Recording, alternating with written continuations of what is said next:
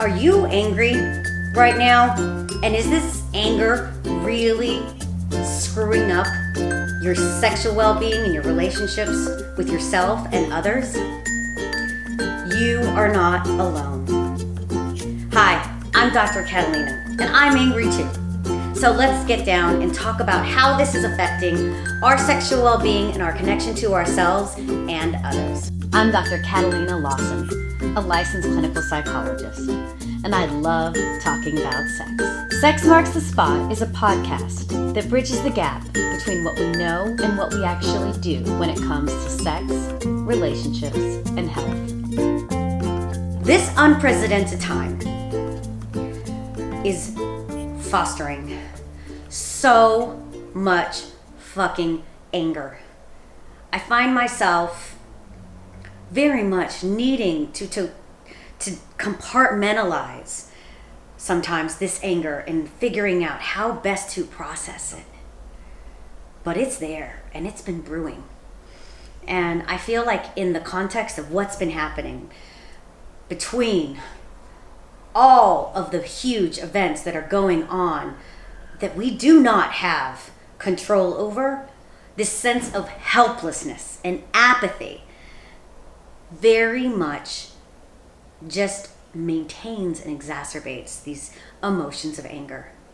So what ends up happening to our bodies and our sexual well-being when we get angry? Well, a few things happen. You often hear people talking about angry sex and, oh, angry sex, just it's good to get it out. Abso-freaking-lutely. When I'm angry, it absolutely getting that dose of oxytocin, releasing those endorphins, and getting that dopamine absolutely can refuel. Unfortunately, that's for a minority of individuals. Unfortunately, what is the majority of the reactions when individuals get angry is that they may aggress, but they also are more likely to withdraw, detach, disconnect. Again, at the core of I see anger and sadness, hurt, guilt, shame, all as flips of a coin. So when we feel helpless, which I do think that right now with the COVID, with Black Lives Matter, with the elections, with all of these things, the economy, all of these huge life impacting events, with all of this uncertainty, the anger is so palpable. It's hard to talk about. So what happens to our bodies? Our heart rate's increased. Our arteries vasoconstrict. Our breathing gets shorter. All of our muscles get tense. And all we're doing is feeling tight and wanting to fight or hit something or just get the hell out of Dodge and just say, screw it. We're detaching from our bodies. So it is during times like this that we, and as hard and unrealistic as it may seem, need to pause. And first acknowledge that anger, just like every other emotion, is an emotion. And it feels uncomfortable, but that it's a real emotion. We need to acknowledge the thoughts that are underlying this. For me personally, I am so angry at the politics around so many of these fundamental issues that are leading to death and murders. It angers me. And we need to acknowledge that anger and then reconnect. And first and foremost, tell our bodies, check in, what am I needing right now? So for me, so much of what I've learned with this and with my clients is, first and foremost, you have to start with yourself. Because too much of this anger, we project it out. And particularly we project it to the people closest to us, to our partners, to our families. Because one, proximity, amidst all of this isolation, those are the ones that we actually are connecting with. And when we have anger, our body is just looking for places, because it wants to mobilize, it wants to act, to externalize that anger. So first and foremost, grounding. And really just acknowledging what's behind this anger and asking yourself, what do I need? What do I need to actually feel a sense of control right now? What can I do? And first, start with yourself. What can I do to myself to self-soothe? And then think action. So much right now, amidst all of these movements, all of this crisis that is going on around us, what can I do to improve my sense of self and my sense of who I am in this larger community?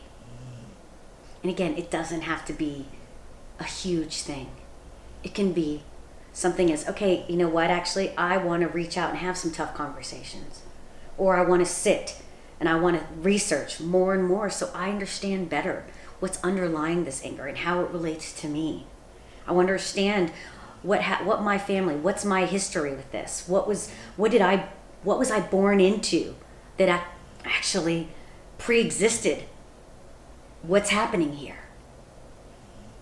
In getting a better understanding of all of the factors that influence where we are now for Black Lives Matter, reading up on all of the context around this, when we're thinking about the pandemic, thinking about the systemic layers that contribute to these disparities, how those implications absolutely affect our economy, our health, our education, all of the sectors.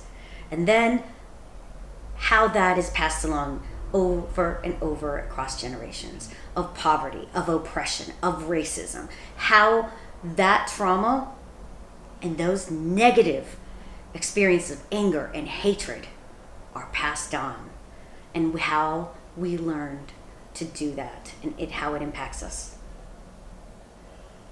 So if you're angry right now, you aren't alone. There's a lot to be angry about.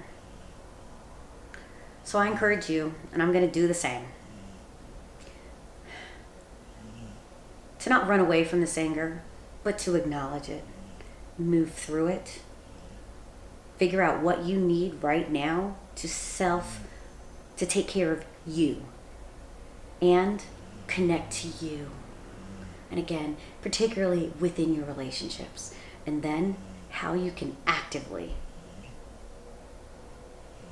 shift or act to impact you in your community, to address what is underlying for anger.